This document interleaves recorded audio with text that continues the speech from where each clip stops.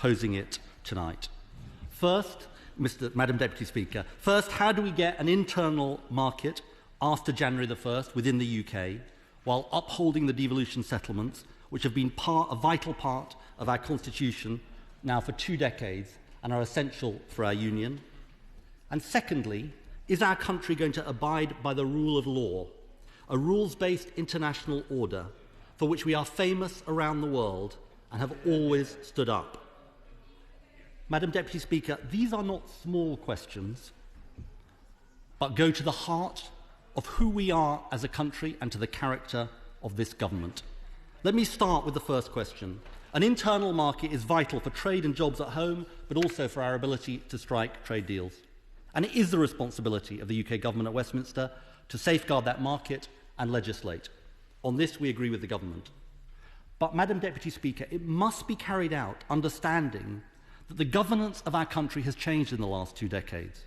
2 decades of devolution settlements were a decision that we would share power across our 4 nations, including devolving key powers over issues like animal welfare, food safety, and aspects of environmental legislation.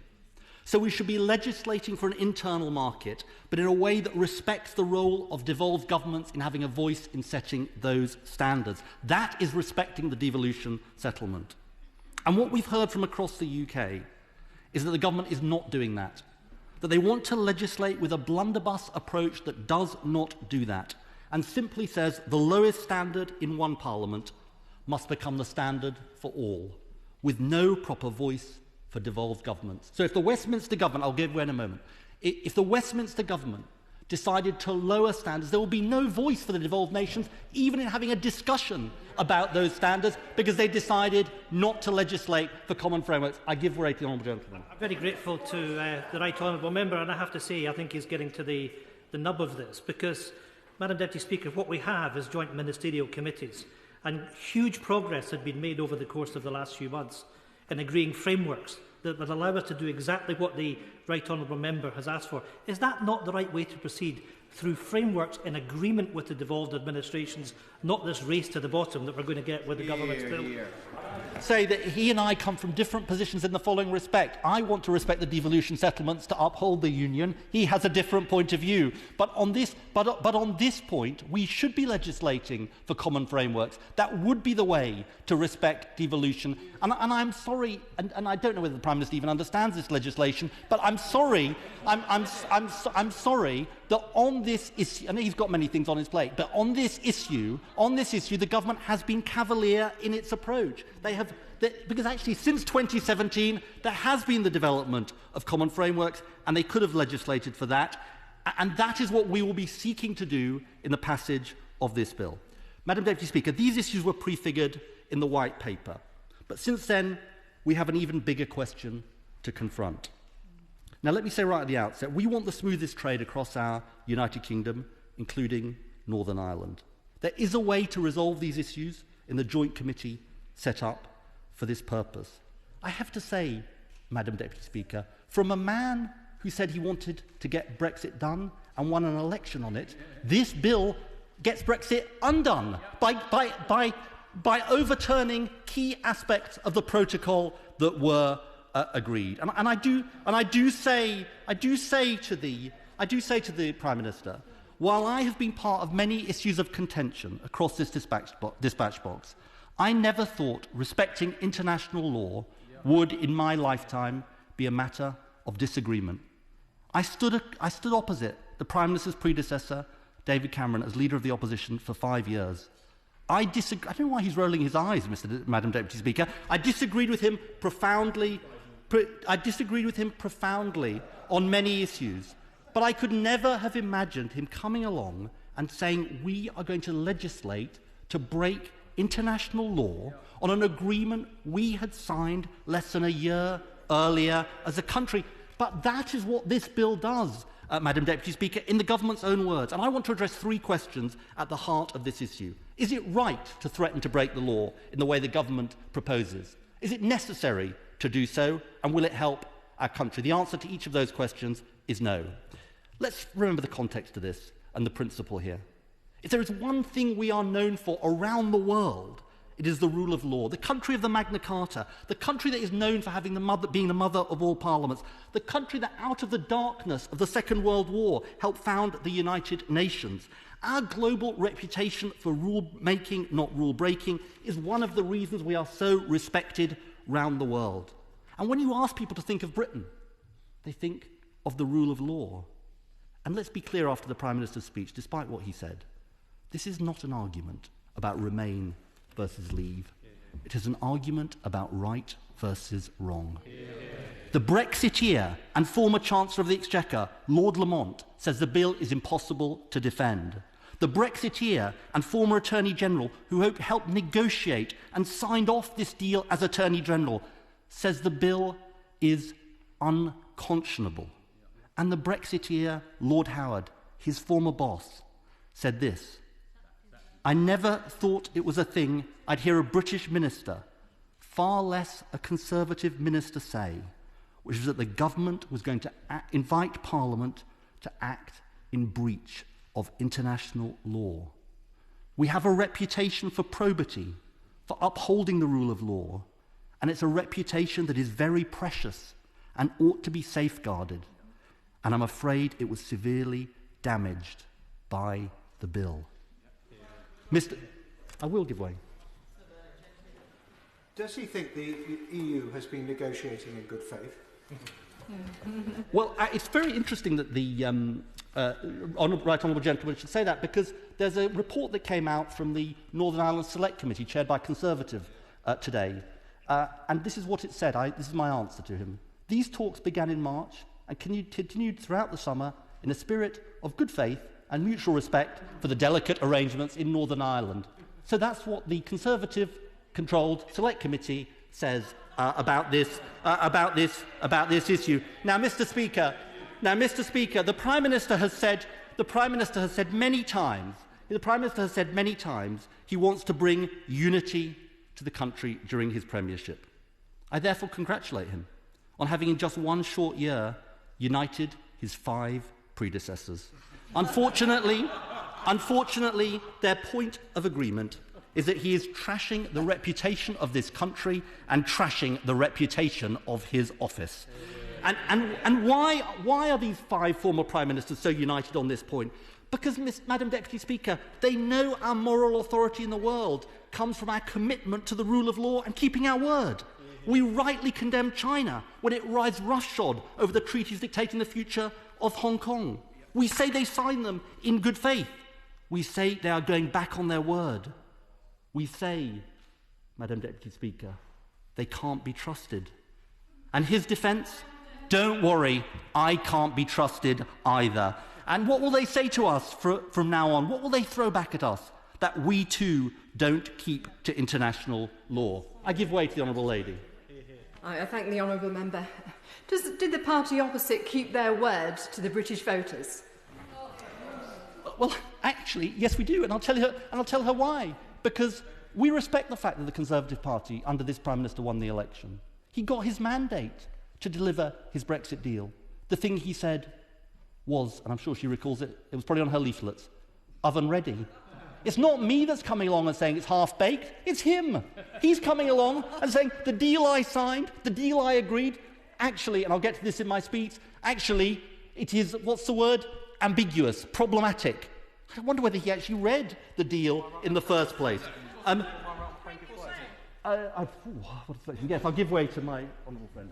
I thank my right honourable friend for giving way, and he's making an extremely good speech. But could he perhaps tell the House who on earth might have signed this terrible deal with so many ambiguities less than 9 months ago?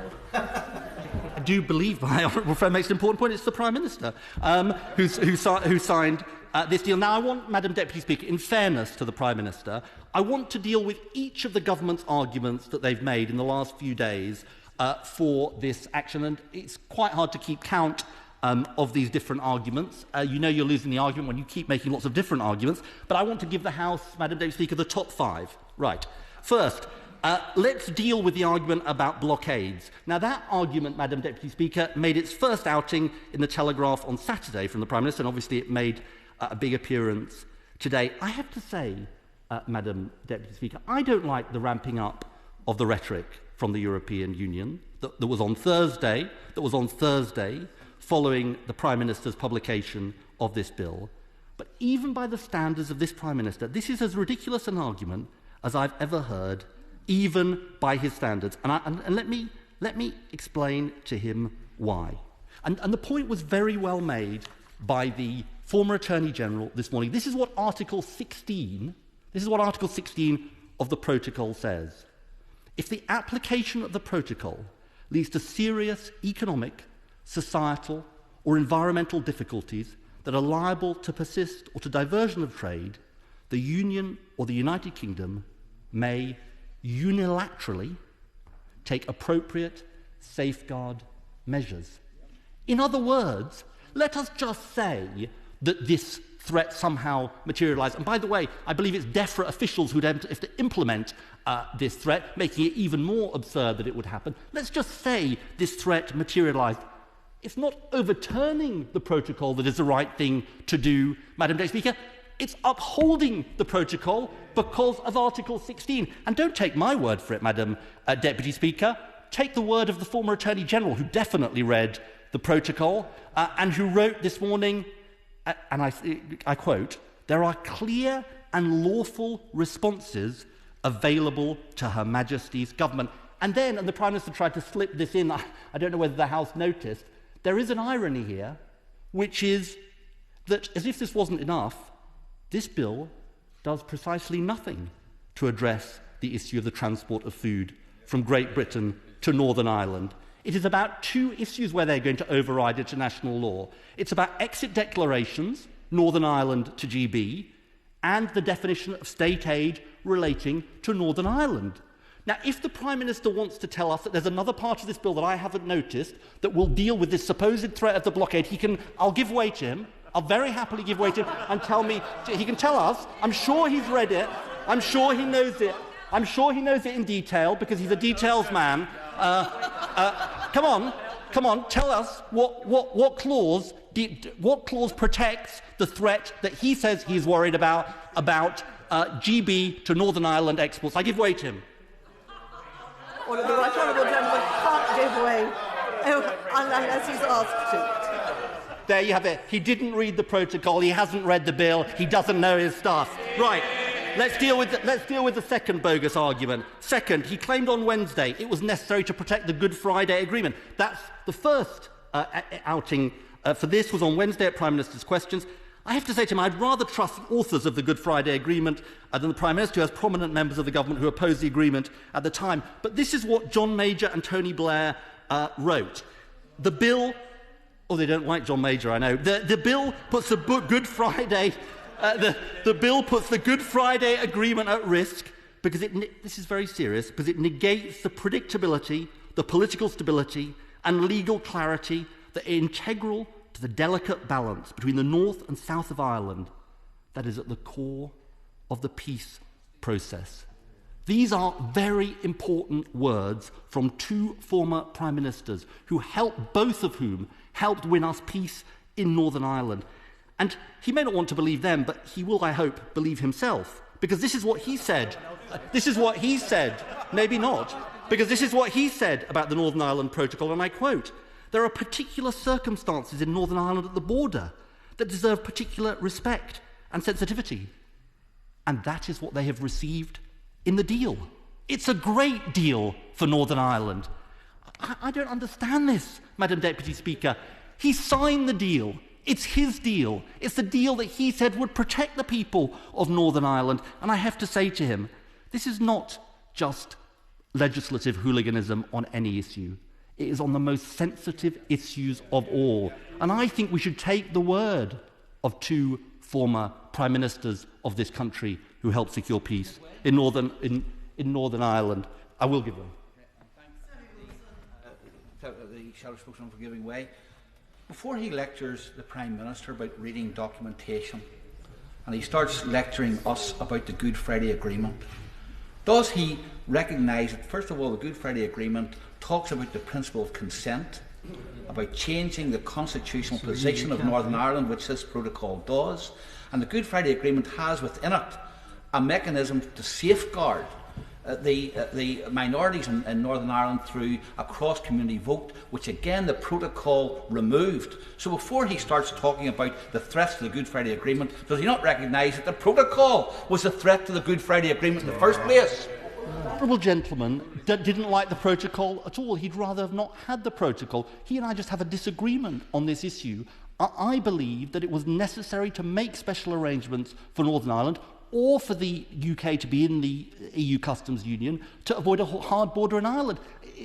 Now that's why the Prime Minister came along and said the protocol was the right thing to do. Let me deal with the third excuse that we've heard, Madam Deputy Speaker. This is the "it was all a bit of a rush" excuse. Or as the Prime Minister said in his article, times were, quote, torrid and there were serious misunderstandings. Madam Deputy Speaker, the Prime Minister tries to pretend this is some new issue, but they've been warned for months about the way the protocol would work. The Chancellor of the Duchy of Lancaster, who's sitting in his place, was warned at the Select Committee in March and was asked about these issues. The Business Secretary was written to by the House of Lords Committee in April. And let's just get this straight for a minute, because I think it's important to take a step back. What the Prime Minister is coming to this House to tell us today is that his flagship achievement, the deal he told us was a triumph, the deal he said, as I said, that was oven-ready, the deal on which he fought and won the general election, is now contradictory and ambiguous. Madam Deputy Speaker, what incompetence, what failure of governance. And Madam Deputy Speaker, how dare he try and blame everyone else? Can I say to the Prime Minister, this time he can't blame the Right Honourable Member for Maidenhead, he can't blame John Major, he can't blame the judges, he can't blame the civil servants, he can't sack the Cabinet Secretary again. There's only one person responsible for it, and that's him.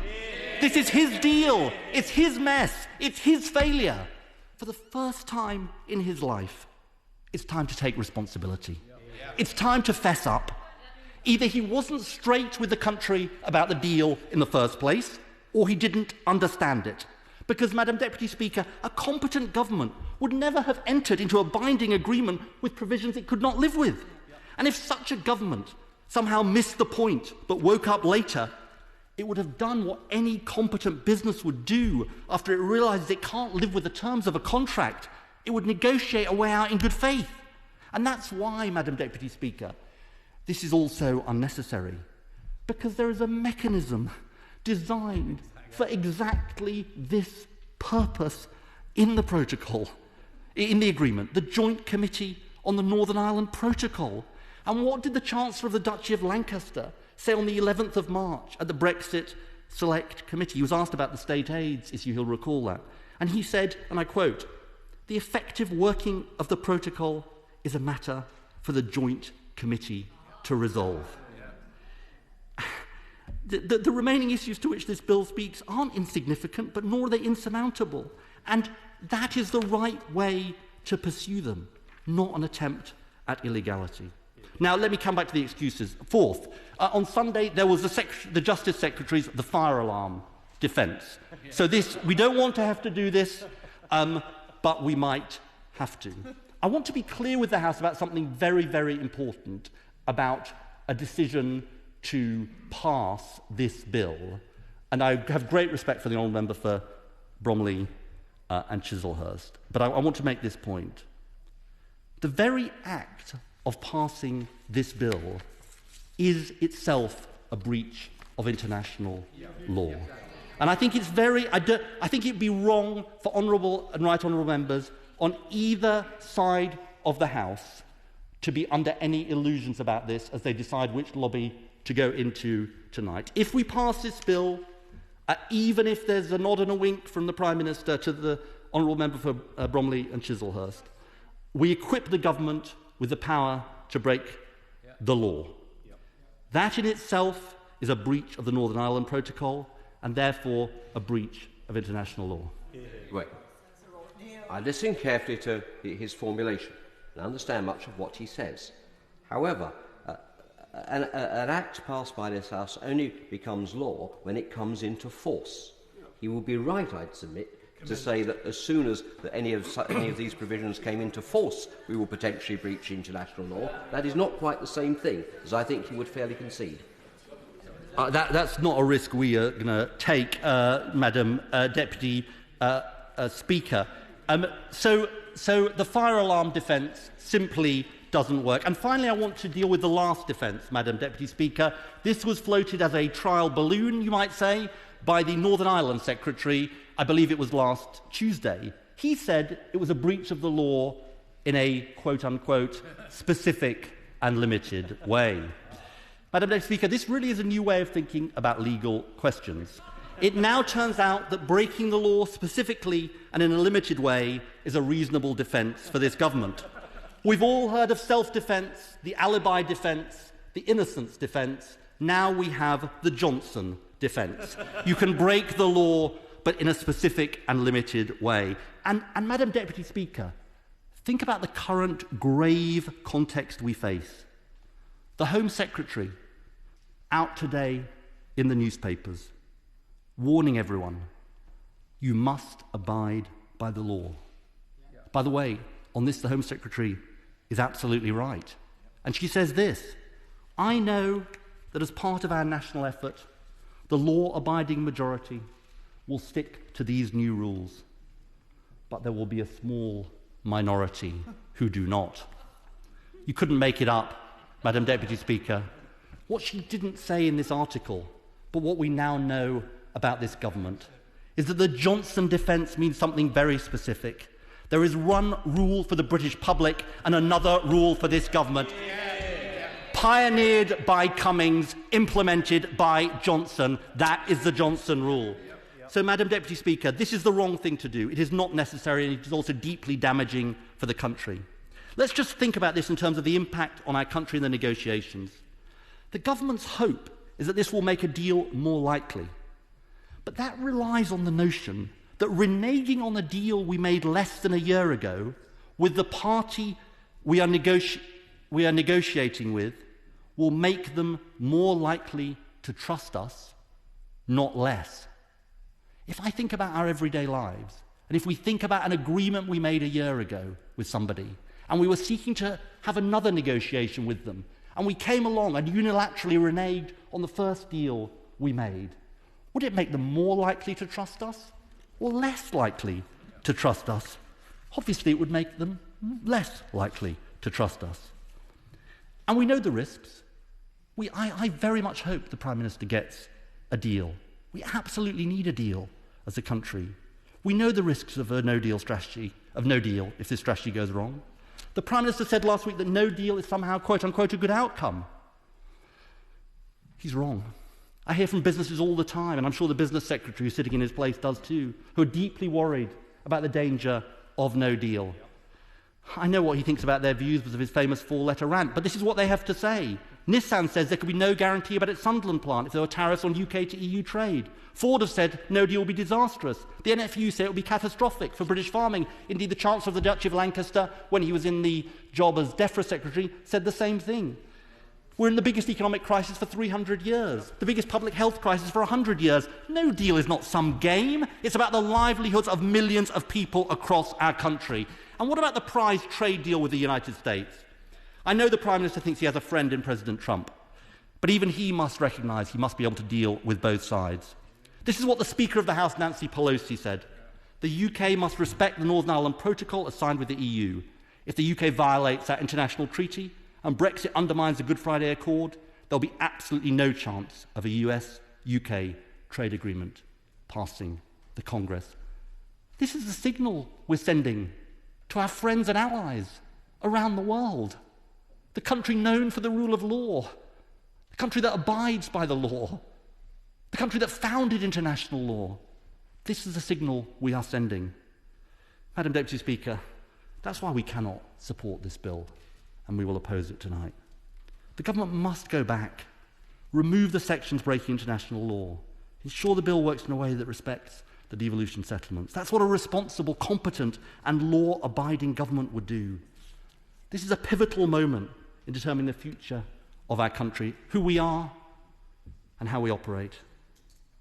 In shaping that future, we have to stand up for the traditions that matter, our commitment to the rule of law.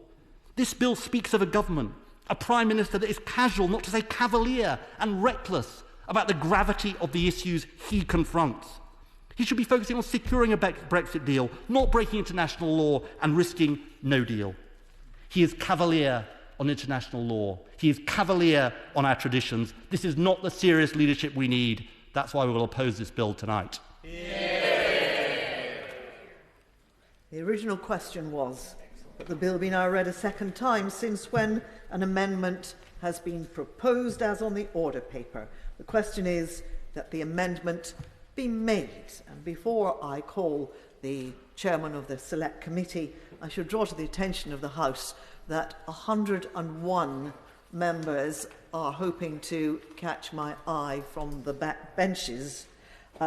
It won't be possible to call everyone, but in order to try to allow as many people as possible to participate in such an important debate, we will have a time limit with immediate effect of 4 minutes. Sir William Cash. Madam Speaker, what would be unconscionable would be for us to have left the EU lawfully, which the EU has accepted, and then allow them to threaten us and to strangle our jobs and businesses by imposing unfair state aid rules.